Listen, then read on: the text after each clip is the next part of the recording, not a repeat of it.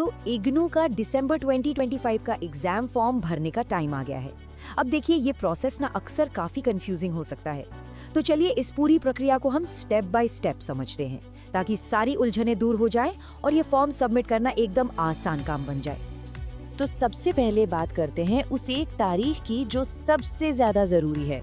ये रही स्क्रीन पर 6 अक्टूबर 2025। ये तारीख अपने दिमाग में बैठा लीजिए। क्यों? क्योंकि शाम 6 बजे तक बिना किसी लेट फीस के एग्जाम फॉर्म जमा करने की ये आखिरी तारीख है। इसे मिस करने का मतलब है वही बेवजह की टेंशन और फालतू का खर्चा। अच्छा, इस पूरे प्रोसेस को आसानी से समझने के लिए हमने इसे 6 हिस्सों में बांट दिया है। हम शुरुआत करेंगे जरूरी तारीखों से, फिर देखेंगे कि एलिजिबिलिटी की शर्तें क्या हैं, फीस कैसे कैलकुलेट करनी है, फॉर्म भरने का पूरा स्टेप बाय स्टेप प्रोसेस क्या है, कुछ ऐसे नियम जिन्हें बिल्कुल भी नजरअंदाज नहीं कर सकते, और आखिर में एक फाइनल एक्शन प्लान जो सब कुछ एक जगह समेट देगा। तो चलिए शुरू करते हैं पहले सेक्शन से, और ये है टाइमिंग के बारे में, क्योंकि इस पूरे प्रोसेस में ना सही समय पर सही काम करना सबसे जरूरी है। तो देखिए, फॉर्म भरने की विंडो खुलेंगी 6 सितंबर को और ये 6 अक्टूबर शाम 6 बजे तक खुली रहेगी। इस दौरान कोई लेट फीस नहीं है, आराम से फॉर्म भर सकते हैं।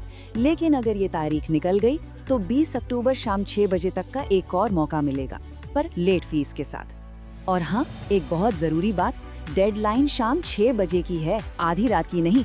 ये गलती बहुत लोग करते हैं। अब आते हैं अगले और शायद सबसे जरूरी कदम पर। ये वो काम है जो फॉर्म भरने से भी पहले करना है, अपनी एलिजिबिलिटी यानी पात्रता की जांच करना। ये पक्का करना बेहद जरूरी है कि एग्जाम में बैठने की सारी शर्तें पूरी हो रही हैं या नहीं। तो एलिजिबिलिटी के लिए ये रही चेकलिस्ट, एक एक करके देखते हैं। सबसे पहले, रजिस्ट्रेशन वैलिड होना चाहिए और टाइम बार्ड ना हो।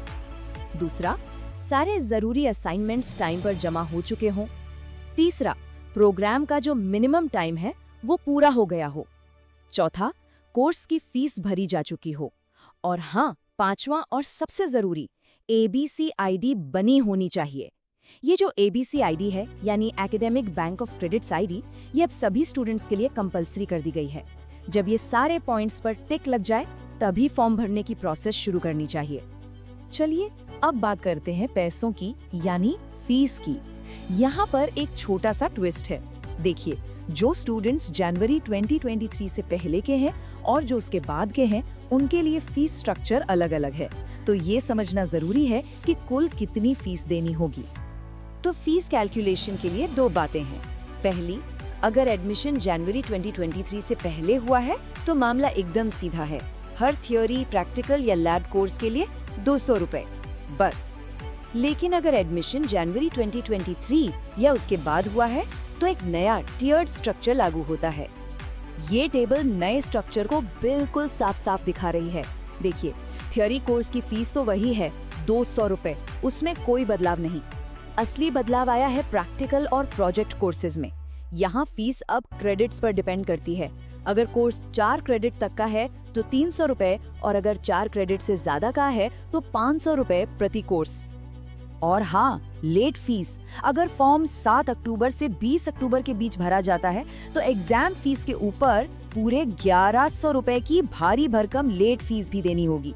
ये एक बहुत बड़ी रकम है और इससे बचना बहुत आसान है। बस टाइम पर फॉर्म भर दीजिए। तो ठीक है, तारीखें समझ ली, एलिजिबिलिटी देख ली और फीस का हिसाब भी लगा लिया। अब आते हैं असल काम पर। समर्थ पोर्टल पर ऑनलाइन फॉर्म कैसे सबमिट करना है। ये इग्नू का ऑफिशियल स्टूडेंट पोर्टल है और सारा काम यहीं से होगा। ये पूरी प्रोसेस इन 6 स्टेप्स में पूरी हो जाएगी। देखिए, सबसे पहले igno.samarth.ac.in पर जाकर अपने स्टूडेंट अकाउंट में लॉगिन करना है। दूसरा, फॉर्म को बहुत ध्यान से और सही भरना है। एक छोटी सी गलती भी बाद में बड़ी परेशानी बन सकती है।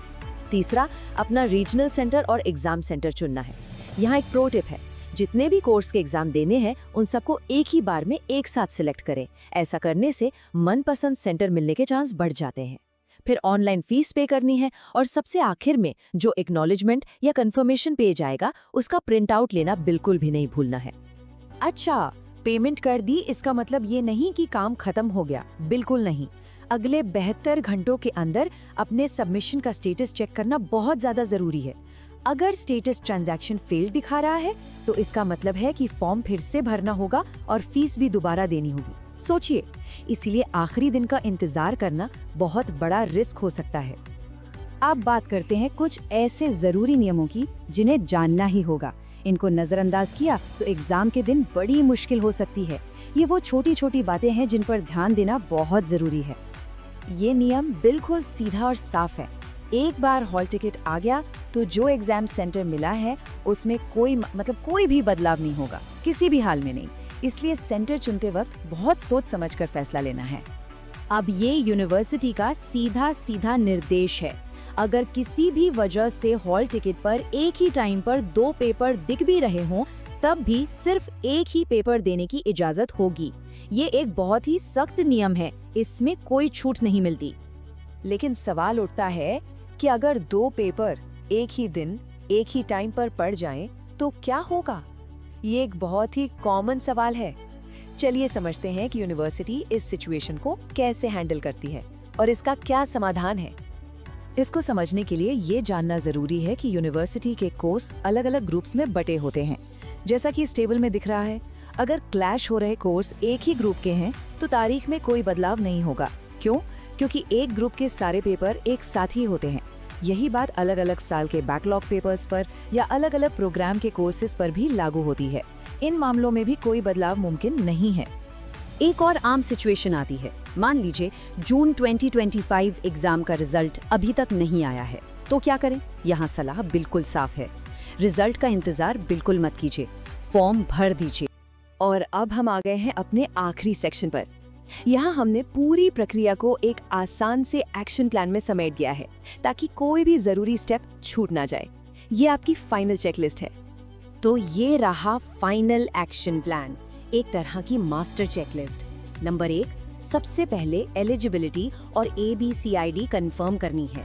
नंबर 2, एडमिशन डेट के हिसाब से अपनी सही फीस कैलकुलेट करनी है।